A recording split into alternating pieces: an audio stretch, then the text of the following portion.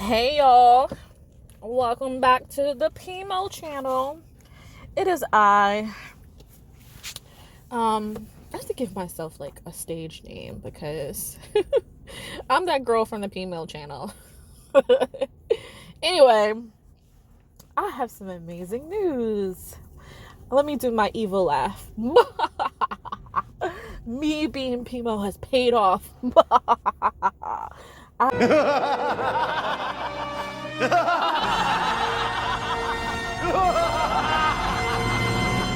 I have been able to infiltrate and take another friend out. Yay! Insert claps here.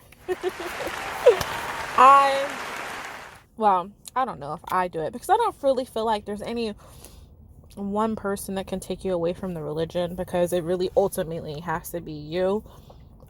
You internally, something has to click for you to see that, hey, something is not adding up. So there's really no one that can take you out, but I love to guide people along the way. So maybe a couple of months ago, when I was on my high, my ex Jehovah Witness high, I had posted on my Facebook this book called Combating Cult Mind Control, and I think I had read about half of it, and I was like, wow, like this describes the Kingdom Hall.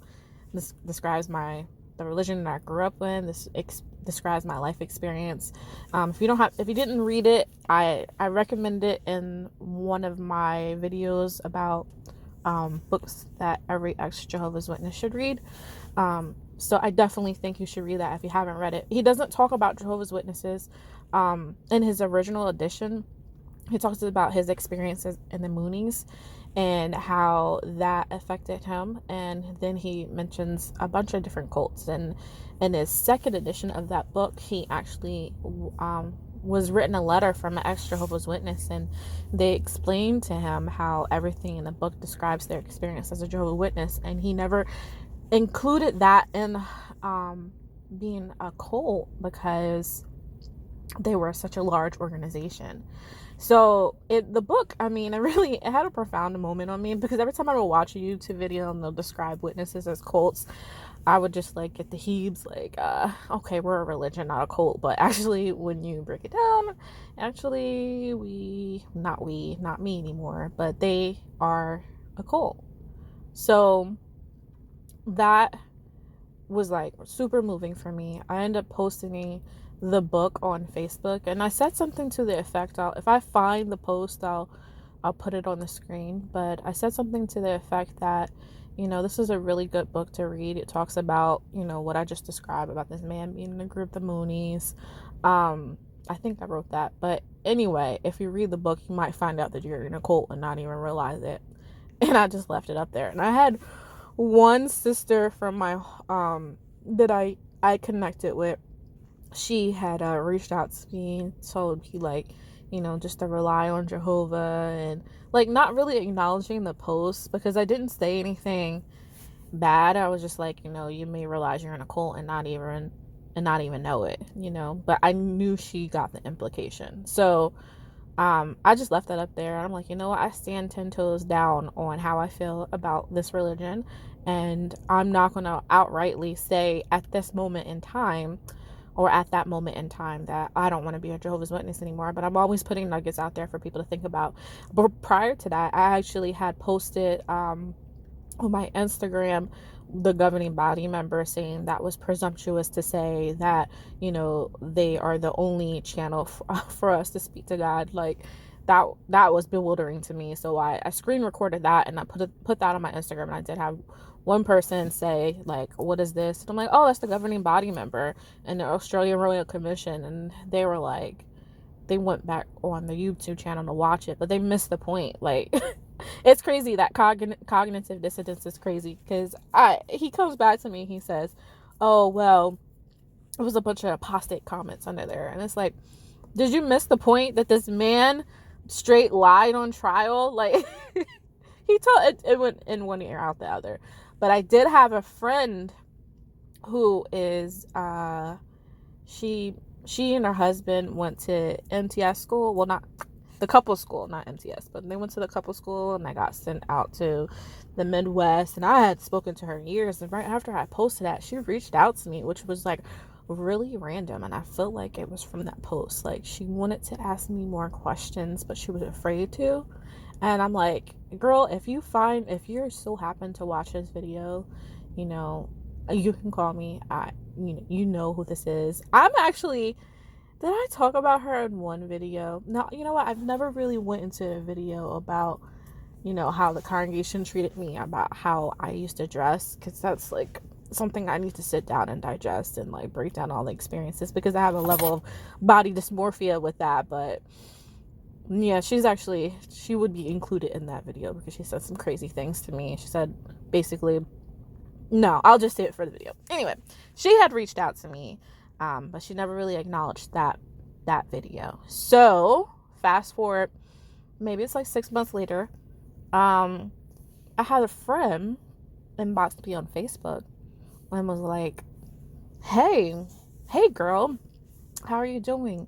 You know, her husband had passed away last year, and I honestly didn't know. I'm assuming it was because of COVID, but I really don't know why he passed away. It's kind of like a touchy subject. I'm not going to ask that, but she said her husband passed away last year, and she had like this spiritual moment, this profound spiritual moment that she really felt like she couldn't explain to anybody within the congregation without them judging her. And so she started to do research about the religion, and she discovered that it was a cult. Now, why did she reach out to me? Because I posted that book, that you should read the book. And so she had asked me, she was like, what was the book that you said that, you know, that I should read? I want to read it. Insert evil laugh.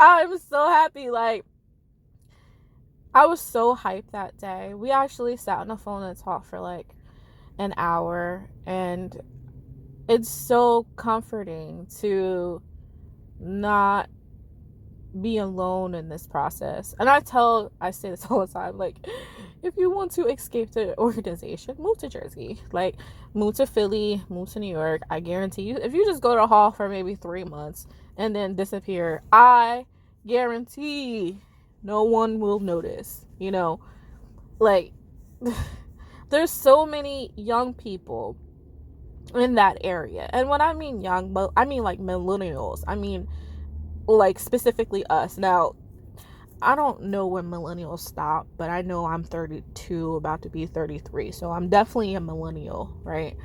The millennial generation within the Northeast specifically, a lot of them are just faking it to make it. You know, they're just there because of their family. And, you know, she even was very vocal with me about that, you know, that she knows a couple of people that, you know, feel the way that we feel, but we're only doing it for our family.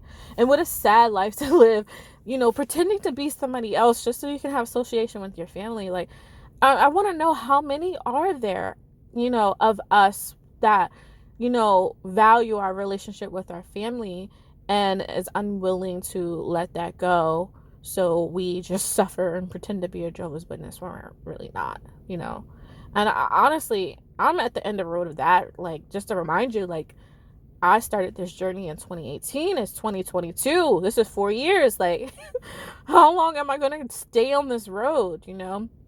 And from what I understood, you know, again, I have this, like, this reputation. And it's sad because if I show my face, I'm sure a lot of people are going to know who I am, first of all. And then, especially if you're from Jersey, like, you're gonna know who I am.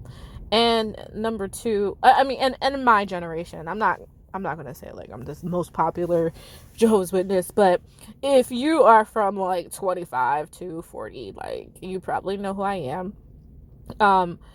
And you've probably followed me on Facebook, and you've probably seen posts that I posted on Facebook. Now, I wouldn't have viewed anything that I posted on Facebook as like anything inappropriate, but I always like pushed the line of like, is she still a witness? Like, and I never felt like anything that I said was crazy. It was just like, oh, what does that mean? What does this really mean? Like, what is that? I would always ask questions, and people will just like refer me back to the Watchtower Library. In the Watchtower Library, if you really like try to dig deep about things, like, it's very surface. I'm talking about my first video about, things that turned me away from the truth was just as simplistic as like, where did dinosaurs come from?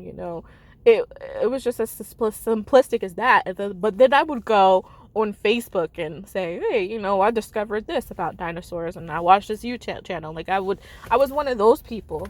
I've learned to taper that back, but again, I'm dulling my authentic self, so that I can accommodate other people. I just talked to my therapist about that, and she was like looking at me bewildered, like, why do you even care what other people think? And I'm like, because that's the way that I grew up. Like, I'm supposed to care about what other people think.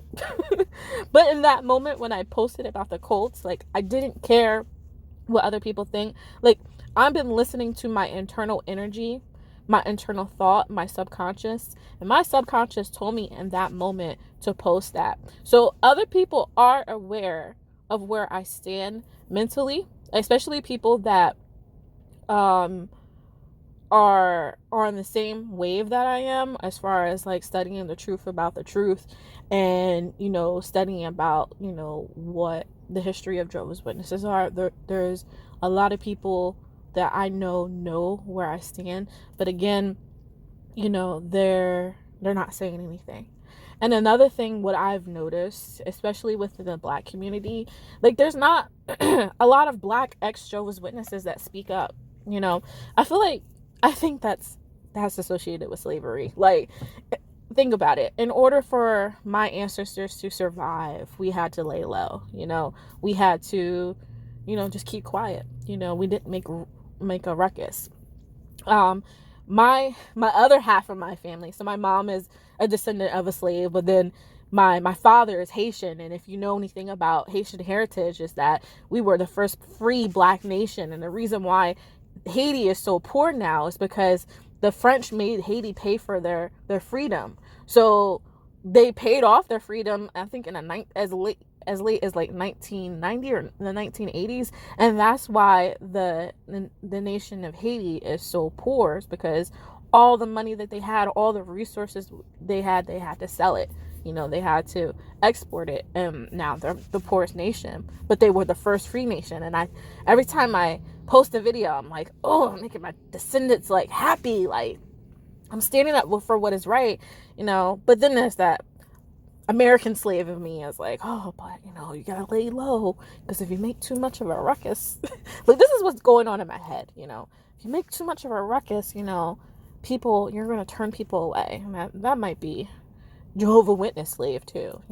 That's all mixed up in my brain. But so we, like I said, we ended up talking, and she said to me that she can't really come out because she doesn't want to lose a relationship with their family, which I totally understand. She does have a small child as well, so she's trying to gear her away from the religion. And she just admired the fact that I was able to post that on Facebook and not have any fear.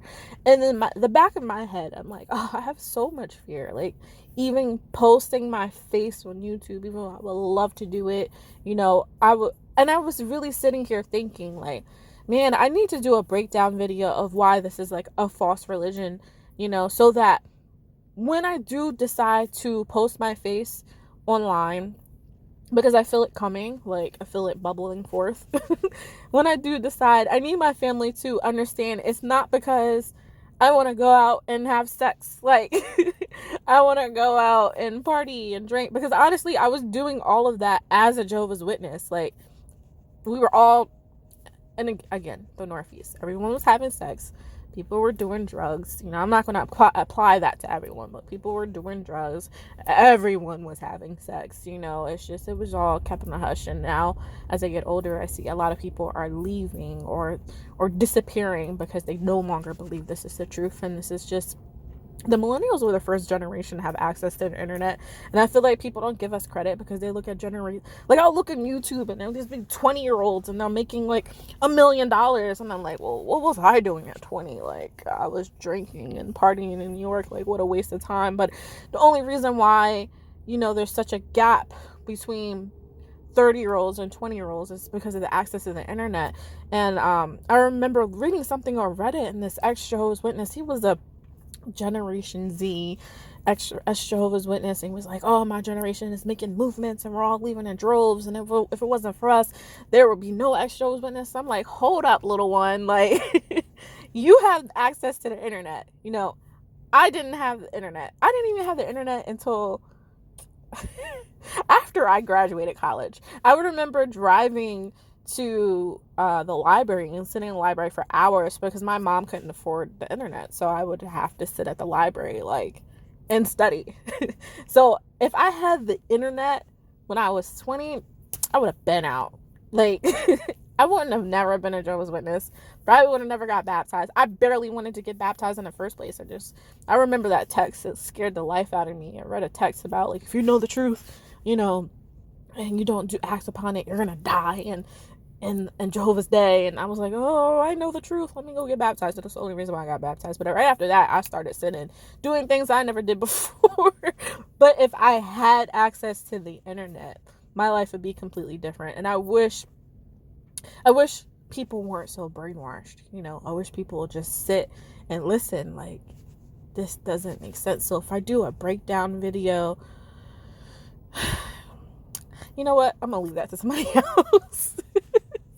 No, I'm still indecisive about that, but I might leave that to someone else, because I feel like I don't speak eloquently enough to be like, this is why 1914 is wrong. You know, some people have that tone, that dialect. You know, here we go. Let me practice it. Let me say, hi, brother Jones. How are you, Brother Jones? Oh, you did such an excellent job on that talk today.